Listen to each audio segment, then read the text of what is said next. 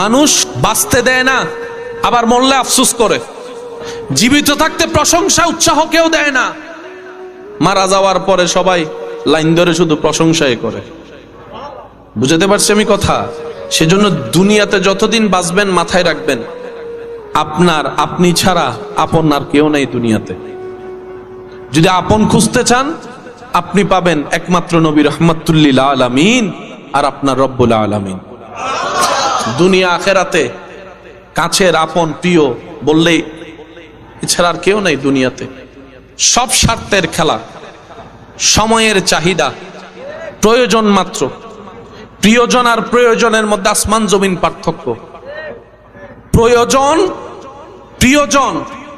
আর প্রিয়জনের সংখ্যা তো অনেক কম।